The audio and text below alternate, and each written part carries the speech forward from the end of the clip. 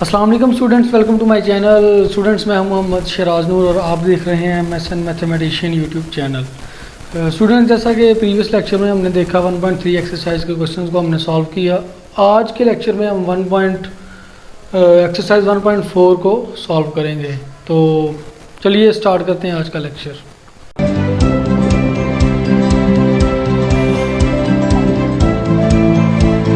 Exercise 1.4 का जो सबसे पहला क्वेश्चन उसने दिया हुआ है, which of the following products of matrices is comfortable for multiplication.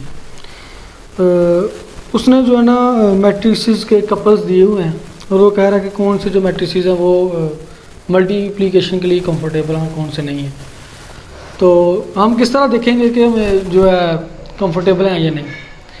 तो इसका तरीकाकार ये है कि हम जो पहला मैट्रिक्स होता है ना उसके कॉलम्स की तादाद को देखते हैं और जो दूसरा मैट्रिक्स होता है उसके रोज़ की तादाद को देखते हैं। तो अगर उनकी सेम हो तो फिर हम कह देते हैं कि ये जो है मल्टीप्लिकेशन के लिए कंफर्टेबल है। तो चलिए हम इधर करके देख लेते हैं। क्वेश्चन नंबर 1 का सबसे पहले हम पार्ट नंबर 1 देख लेते हैं। ठीक, अब उसने ये देखे हमें दो मैट्रिक्स दिए हुए हैं 1 -1 0 2 और दूसरा मैट्रिक्स उसने दिया -2 और 3। ठीक है, अब देखें कि इसमें कितने कॉलम्स हैं। इसमें 2 कॉलम हैं और इसमें रोज़ कितनी है, इसमें 2 रोज़ हैं। जो हमारे पास पहला मैट्रिक्स होता है उसमें हम उसके कॉलम्स की तादाद को देखते हैं, उसमें कितने कॉलम्स हैं। और जो दूसरा उसने मैट्रिक्स दिया उसके में हम उसकी रोज़ की तादाद को देखते हैं। अगर उसके कॉलम्स की तादाद उसके दूसरे मैट्रिक्स के रोज़ की तादाद के इक्वल आ जाए तो हम कहेंगे कि ये मल्टीप्लिकेशन के लिए कंफर्टेबल है। अब इसमें 2 कॉलम हैं और इसमें 2 रोज़ हैं, सेम आ गए तो ये कंफर्टेबल होगा। ठीक है, तो ये इधर हम लिख देंगे comfortable for multiplication. Second part देखते हैं। सेकंड पार्ट भी बिल्कुल सेम है, पहले में 2 कॉलम्स हैं और दूसरे में 2 रोज़ हैं, तो ये भी कंफर्टेबल होगा। अब थर्ड देख लेते हैं। ठीक, सेकंड भी हमारे पास कंफर्टेबल है जी। अब थर्ड पार्ट देखते हैं, थर्ड क्या है। थर्ड हम इधर करके देख लेते हैं। पहला उसने दिया हुआ है 1 और -1 और दूसरा उसने दिया हुआ है 0 1 -1 और 2। ठीक है, अब देखेंगे इसमें हमने कॉलम्स की तादाद को देखना है। इसमें हमारे पास एक ही कॉलम है, एक ही कॉलम है इसमें। ये देखिए हमारे पास एक ही कॉलम आ रहा है, लेकिन इसमें देखें इसमें हमारे पास 2 रोज़ आ रही हैं। तो पहले मैट्रिक्स के कॉलम और दूसरे मैट्रिक्स के रोज़ की तादाद बराबर नहीं है। ठीक है, इसमें 2 रोज़ हैं तो ये बराबर नहीं आ रहे। जब ये बराबर नहीं आएंगे तो ये मल्टीप्लिकेशन के लिए कंफर्टेबल नहीं होगा ऑब्वियसली। तो हम इधर क्या लिखेंगे फिर, नॉट कंफर्टेबल। ठीक है, थर्ड पार्ट भी हो गया। फोर्थ पार्ट अगर देखें, फोर्थ पार्ट में जो क्या कहता है वो पहले मैट्रिक्स में 2 कॉलम्स हैं और दूसरे में 2 रोज़ हैं, तो ये कंफर्टेबल होगा। ठीक है, फोर्थ पार्ट इसका कंफर्टेबल है। फिफ्थ पार्ट देख लेते हैं। फिफ्थ पार्ट भी कंफर्टेबल होगा क्योंकि पहले में 3 कॉलम्स हैं और दूसरे में 3 रोज़ हैं, तो सेम है, इसलिए अब ये भी कंफर्टेबल होगा। तो सिर्फ़ और सिर्फ हमारे पास कौन सा पार्ट था जो कंफर्टेबल नहीं था, वो था थर्ड पार्ट। ये वाला हमारे पास कंफर्टेबल नहीं था, तो बाकी कंफर्टेबल आ गए हैं। ओके, अब क्वेश्चन नंबर 2 देख लेते हैं। क्वेश्चन नंबर 2 भी बहुत सिंपल है। ए और बी उसने 2 मैट्रिक्स दिए हुए हैं। ठीक है, इधर हम क्वेश्चन नंबर 2 करते हैं। ए उसने हमें दिया हुआ है 3 0 -1 और 2 और बी उसने दिया हुआ है 6 5। ये ठीक है। अब दो उसने पार्ट्स दिए हुए हैं, ए बी फाइंड करना है पहले पार्ट में, दूसरे पार्ट में बी ए फाइंड करना है इफ़ पॉसिबल। ठीक है, तो सबसे पहला पार्ट देख लेते हैं। ठीक है, तो ए बी हमने फाइंड करना है, तो ए बी हमने सिंपल क्या करना है, इन दोनों को मल्टीप्लाई कर देना। 3 0 -1 2 और बी हमारे पास क्या है 6 5। अब इन दोनों को सिंपल हमने मल्टीप्लाई कर देना। तो इनको मल्टीप्लाई कैसे करते हैं, इसके पहले रो को इसके कॉलम के साथ, फिर इसकी सेकंड रो को इसके कॉलम के साथ मल्टीप्लाई करेंगे। तो 3 क्रॉस 6 प्लस 0 क्रॉस 5। ओके, अब इसको ले लेते हैं, -1 क्रॉस 6 प्लस 2 क्रॉस 5।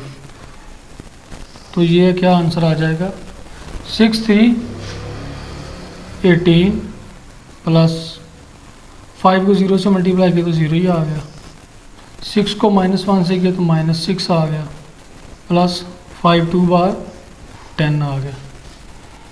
तो ये हमारे पास फाइनल आंसर आएगा जी 18 और नीचे हमारे पास आ जाएगा 4। ये हमारे पास ए बी की वैल्यू आ गई, ए बी निकला है। ठीक है, ए बी निकला है। अब वो कहता है कि बी पार्ट भी करें, बी ए इफ़ पॉसिबल। हो सकता है कि ये नॉट पॉसिबल हो, हम चेक करते हैं कि पॉसिबल है या नहीं है। ठीक है, तो इसका हम बी पार्ट अब देखते हैं। मैंने बताया था कि कंफर्टेबल जो है मल्टीप्लिकेशन के लिए कंफर्टेबल हमारे पास कब होंगे, मल्टीप्लिकेशन के लिए कंफर्टेबल तब होंगे जब पहले मैट्रिक्स के कॉलम्स और दूसरे मैट्रिक्स के रोज़ की तादाद इक्वल होगी। तो ये देखें क्वेश्चन नंबर 2 का सेकंड पार्ट, जिसमें हमने बी ए फाइंड करना है। बी ए, तो बी हमारे पास क्या है 6 5 और ए हमारे पास क्या दिया हुआ है 3 0 -1 एंड 2। अब ये देखें ये पॉसिबल है या नहीं है, ज़रा सोचिए। ये देखें कि ये जो पहला मैट्रिक्स है इसमें सिर्फ एक ही कॉलम आ रहा है, लेकिन दूसरे मैट्रिक्स में 2 रोज़ आ रही हैं। एक कॉलम इसमें आ रहा है, इसमें 2 रोज़ आ रही हैं जो कि इक्वल नहीं है, 1 2 के इक्वल तो नहीं होता। ठीक है, तो ये जब इक्वल नहीं होंगी तो ये पॉसिबल ही नहीं होगा। तो हम सिंपल क्या लिख देंगे, नॉट पॉसिबल। ये पॉसिबल कब होता है, ये कब होगा पॉसिबल, जब इसमें भी 2 कॉलम्स होंगे। अगर इधर हम खुद से अगर इधर हम 1 2 करके एक मैट्रिक्स बना देते हैं, ठीक है, तो ये फिर हमारे पास 2 कॉलम्स हो जाएंगे। जब 2 कॉलम्स हो जाएंगे तो 2 रोज़ आ गई, तो फिर इधर भी 2 आ जाएगा, 2 = 2 हो जाएगा, तो फिर ये पॉसिबल होगा। लेकिन क्योंकि उसने हमें सिंपल जो है ना यही एक कॉलम दिया हुआ है, एक ही कॉलम दिया हुआ है, तो इसलिए ये इक्वल नहीं है, 1 डज नॉट इक्वल टू 2, तो नॉट पॉसिबल। ठीक है, क्वेश्चन नंबर 2 भी हमारे पास कंप्लीट हो गया।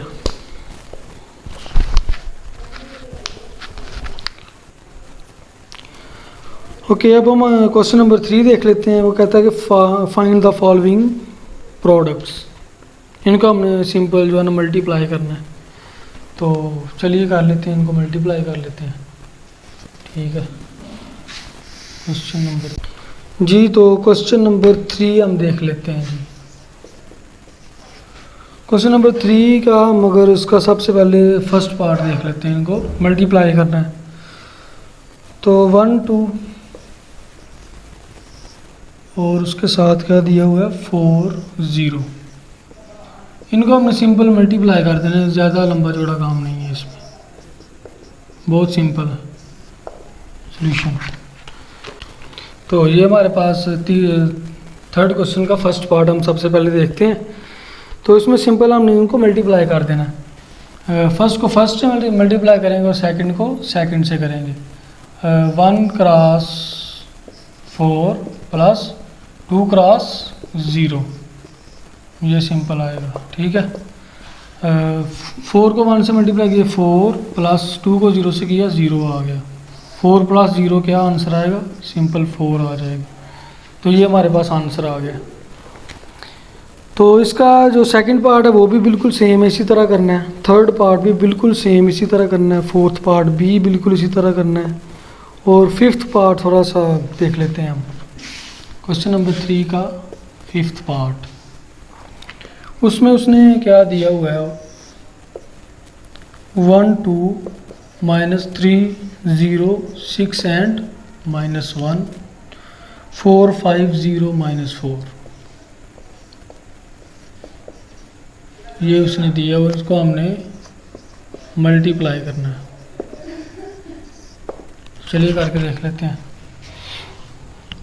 तो अब इसमें हम क्या करेंगे, पहली रो को पहले कॉलम के साथ, ठीक है, फिर पहली रो को दूसरे कॉलम के साथ, फिर इस तरह सेकंड रो को फर्स्ट कॉलम के साथ और सेकंड रो को सेकंड कॉलम के साथ, इस तरह हम करेंगे।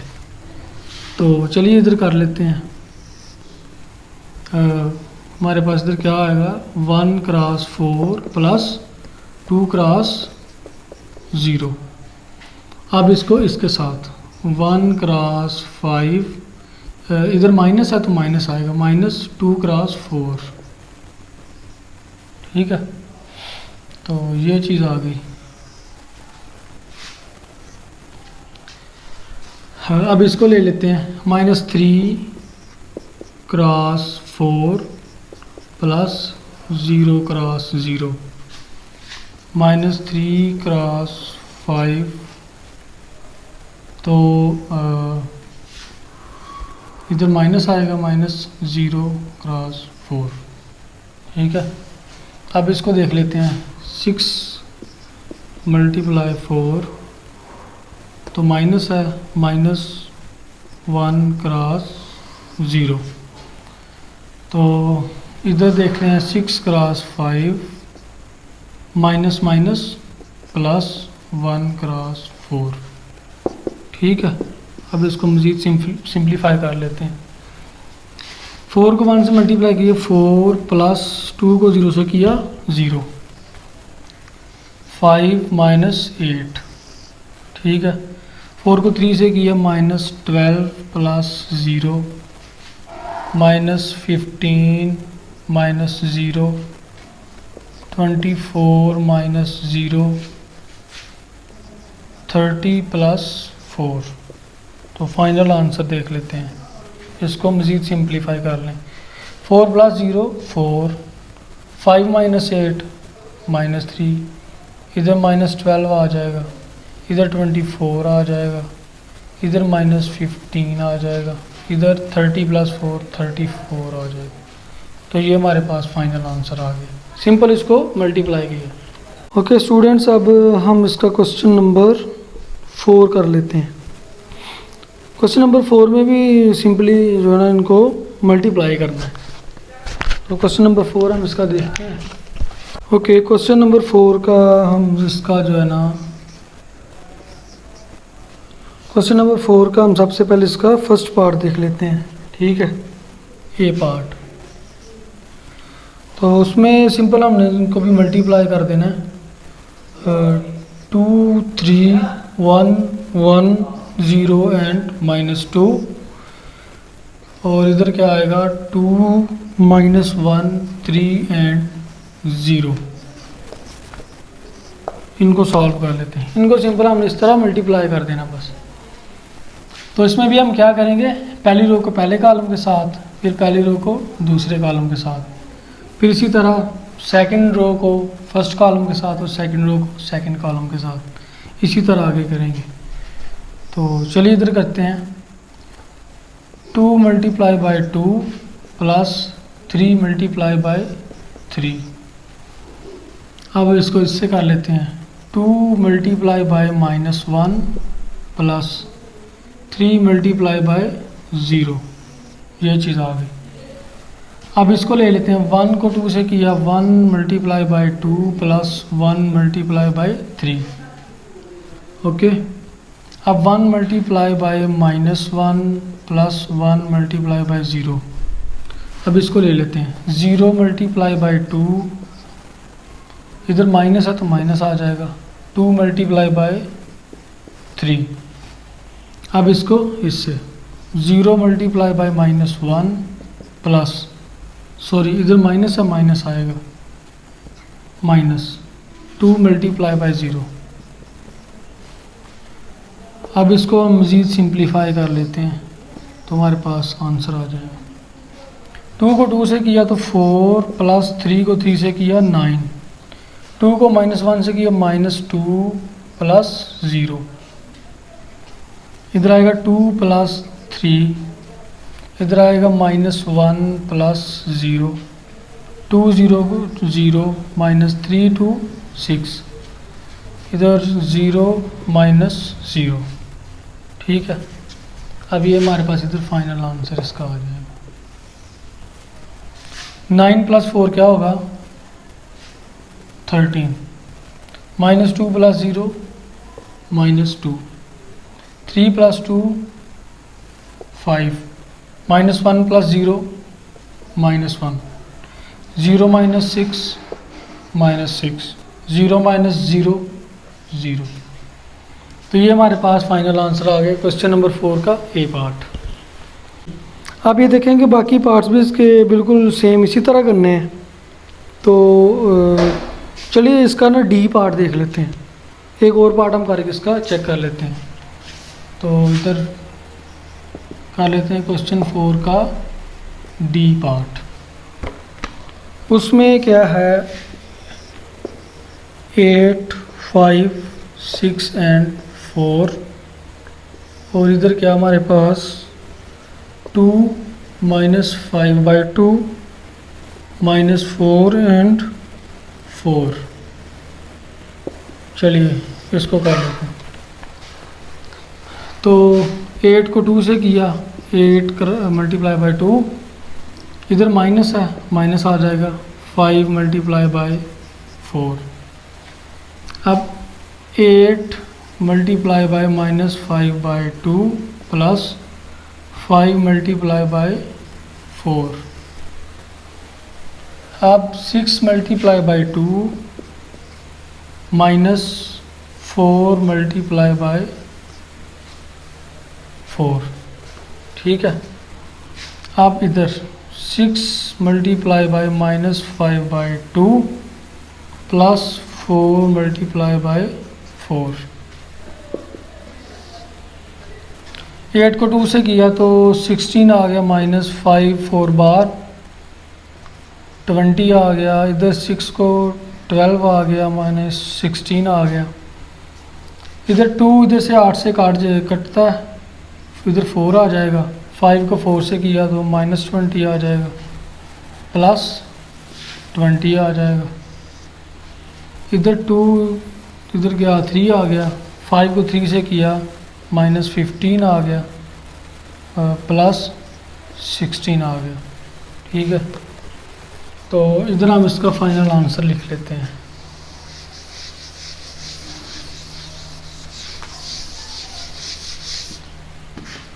अब ये देखें इसका फाइनल आंसर हमारे पास क्या निकलेगा। 16 -20 -4, ये इससे कट जाएगा, इधर 0 आ जाएगा।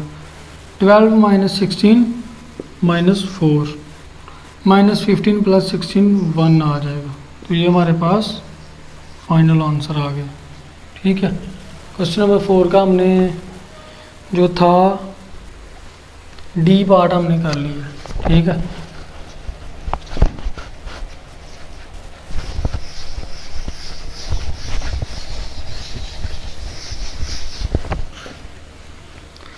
अब हम इसका ई पार्ट भी देख लेते हैं कि ई पार्ट में वो क्या कहता है। चलिए ई पार्ट हम देख लेते हैं। -1 2 1 एंड 3, और इधर क्या दिया हुआ है 0 0 0 एंड 0।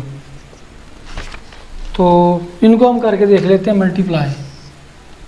-1 को 0 से किया तो 0 ही आ जाएगा, प्लस 2 को 0 से किया इधर भी 0 आ जाएगा, फिर इनको इधर 0 प्लस 0, हर जगह पे 0 आएगा क्योंकि इधर सारे 0 हैं। तो फिर इनका हमारे पास सिंपल आंसर क्या आएगा 0 0 0 0। ठीक है, तो ये हमारे पास आंसर आ गया। ओके।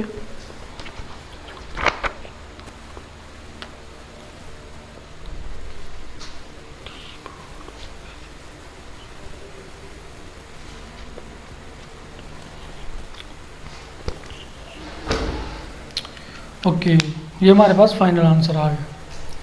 तो ओके स्टूडेंट्स, आज का यही लेक्चर था हमारा।